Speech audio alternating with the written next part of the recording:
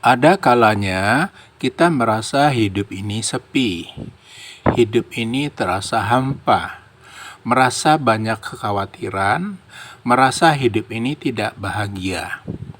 Mengapa itu bisa terjadi? Apa yang harus dilakukan? Berikut adalah suara kajian AA Gim terkait hal tersebut. Linknya terdapat pada deskripsi. Terima kasih.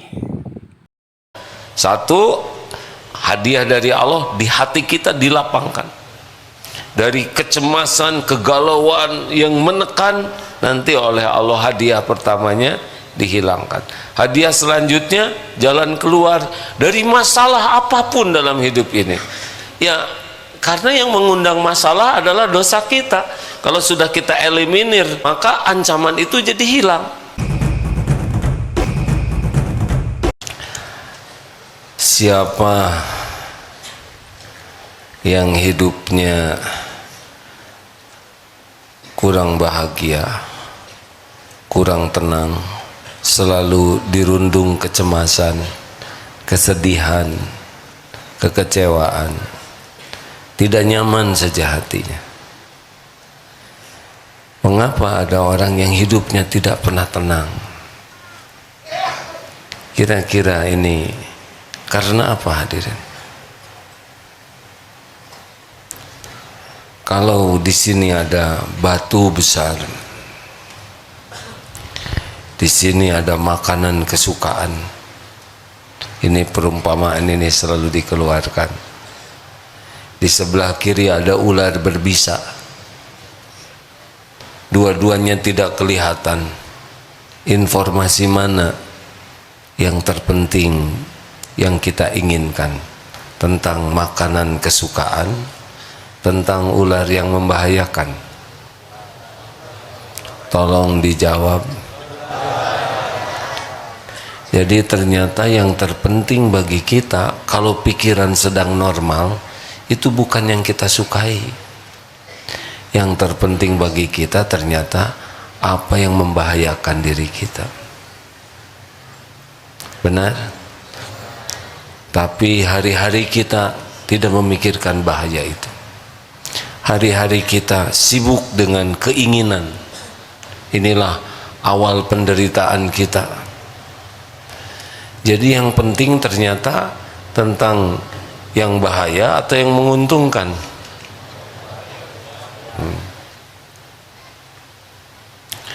Nah, sekarang yang membahayakan diri kita siapa? Presiden atau diri kita? Mana yang membahayakan diri kita? Tetangga atau dosa kita? Dosa pendamping hidup atau dosa diri sendiri? Tapi kesalahan yang kedua, kita sangat sibuk dengan dosa dan kesalahan orang lain. Jadi kesalahan pertama kita adalah kita sibuk dengan yang kita sukai, yang kita inginkan, bukan dengan yang membahayakan. Tapi ketika jernih pikiran, kita tahu yang membahayakanlah yang lebih penting kita tahu. Nah, sekarang kalau kita sudah tahu yang membahayakan, siapa? Orang lain, dosa orang lain, atau dosa diri sendiri? Yang membahayakan dosa diri sendiri. Kesalahan kita yang kedua adalah sangat sibuk dengan kesalahan orang lain, sampai lalai kepada dosa diri sendiri. Apa bukti bahwa dosa diri sendiri ini membahayakan? Yang sering kita bahas surat Al-Isra ayat 7. A'udzubillahi minasyaitonirrajim. In ahsantum ahsantum li anfusikum wa in asatum falaha. Jika engkau berbuat baik, kebaikan itu untuk dirimu sendiri. Engkau berbuat buruk, engkau berbuat jahat, maka kejahatan itu untuk diri sendiri. Jadi yang mencelakakan kita, yang membuat kita sengsara, celaka, binasa, ditimpa musibah, keburukan siapa? Nggak mantap jawabannya. Keburukan siapa? Bagus. Faman ya'mal mithqala dzarratin khairan yarah wa may ya'mal mithqala dzarratin syarran yarah. Sekecil apapun akan kita lihat balasannya. Nggak tertukar. Semua dosa kita ibarat menyimpan paku, menyimpan jarum, menyimpan beling, menyimpan pisau, menyimpan bambu runcing, menyimpan ranjau, persis di tempat yang akan kita injak. Jadi kita simpan dan kita nginjak. Itulah dosa. Ma asabaka min hasanatin faminallah. Kebaikan apapun datangnya dari Allah. Wa ma asabaka min sayyi'atin famin nafsik. Keburukan apapun yang menimpa kita dari diri kita sendiri. An-Nisa 79. Wa ma asabakum min musibatin fabima kasabat aidikum wa ya'fu an katsir. Musibah apapun yang menimpamu adalah buah dari tanganmu sendiri. Jadi setiap kali kita berbicara jelek itu bakal kembali ke kita. Seperti bumerang dilemparkan kembali ke pemiliknya. Seperti gema kita berbicara kembali pantulannya, tidak meleset, tidak tertukar. Setiap perbuatan buruk kita pasti kita yang jadi korban utamanya. Jadi kalau mau fokus, ya fokuslah untuk jaga diri dari perbuatan buruk, karena dia yang akan mencelakakan kita. Dan fokuslah bertobat, karena kita tidak mungkin tidak punya kesalahan. Jadi kalau mau punya kesibukan, kesibukan terpenting kita adalah menjaga diri dari perbuatan maksiat, dan kalau sudah terjadi bersegera untuk taubat. Man lazimal istighfar, barang siapa yang terus menerus istighfar, ja'alallahu lahu min kulli hammin farajan wa min kulli daiqin makhrajan wa razaqahu min haitsu la yahtasib. Barang siapa yang terus melazimkan minta ampun kepada Allah, satu, hadiah dari Allah di hati kita dilapangkan. Dari kecemasan, kegalauan yang menekan, nanti oleh Allah hadiah pertamanya dihilangkan. Hadiah selanjutnya jalan keluar dari masalah apapun dalam hidup ini. Ya, karena yang mengundang masalah adalah dosa kita. Kalau sudah kita eliminir dengan tobat, maka ancaman itu jadi hilang. Dan ada tambahan, wa razaqahu min haitsu la yahtasib. Suatu saat datang kepada Imam Hasan Al-Basri, semoga Allah merahmati beliau, orang yang benar-benar sedang kemarau panjang. Syekh, kemarau panjang, kurang lebih seperti ini kisahnya. Kalau tidak persis mirip, saya mohon maaf. Kisah ini sangat dikenal, sangat banyak dikisahkan. Kemarau panjang, kami kekeringan, ada amalan yang harus kami lakukan agar Allah menurunkan hujan. Istighfar, mintalah ampun kepada Allah. Datang lagi tamu, Syekh, kami menikah sudah lama tapi belum punya keturunan, kami ingin dititipi keturunan, adakah amalan supaya Allah menitipkan keturunan? Istighfar. Sederhana perintahnya, anjurannya, minta ampun. Datang lagi tamu, Syekh, kemarau. Oh, yang ketiga ini utang, kami dalam kesulitan keuangan, sulit sekali rezeki, ada amalan yang membuka pintu rezeki. Istighfar.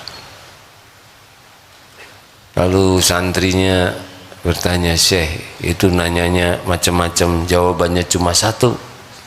istighfar. Itu bukan perkataanku, itu adalah janji Allah.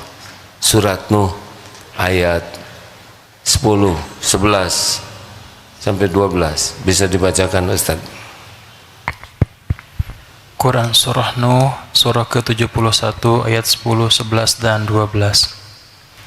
A'udzu billahi minasy syaithanir rajim. فقلت استغفروا ربكم إنه كان غفارا يرسل السماء عليكم مدرارا ويمددكم بأموال وبنين ويجعل لكم جنات ويجعل لكم أنهارا. Lalu aku berkata kepada mereka, mohonlah ampun kepada Tuhanmu, sesungguhnya Dia Maha Pengampun. Jika kamu memohon ampun, niscaya Dia akan menurunkan hujan yang lebat dari langit kepadamu, memperbanyak harta dan anak-anakmu, serta mengadakan kebun-kebun dan sungai-sungai untukmu. Faqultu astaghfiru rabbakum innahu kana ghaffara. Maka aku katakan kepadamu, ini Nabi Nuh kepada umatnya, faqultu astaghfiru rabbakum, mintalah ampun kepada Tuhanmu. Innahu kana ghaffara, sesungguhnya Dia Maha Pengampun. Yursilis samaa alaikum midrara, niscaya akan menurunkan hujan lebat, dan Allah akan menambah harta, amwal, wal banin, dan anak-anak, dan Allah mengadakan kebun-kebun dan sungai-sungai. Jadi apa yang ditanyakan oleh jamaah itu kepada Syekh Hasan Al-Basri, beliau paham betul janji Allah dalam surat Nuh ini. Minta hujan, suruh istighfar. Minta rizki, ditambah dengan istighfar. Ingin punya keturunan, istighfar. Ingin kebun dan sungai-sungainya menjadi banyak, melimpah, kebunnya jadi makmur, subur, istighfar. Ini janji Allah. Tambahan surat Hud ayat 52. Surah Hud, surah ke-11 ayat 52. A'udzu billahi minasy syaithanir rajim. Wa ya qaumi istaghfiru rabbakum thumma tubu ilaihi yursilis samaa'a 'alaikum midrara wa yazidkum quwwatan ila quwwatikum wa la tatawalla mujrimin. Wahai kaumku, mohonlah ampunan kepada Tuhanmu, kemudian bertobatlah kepadanya.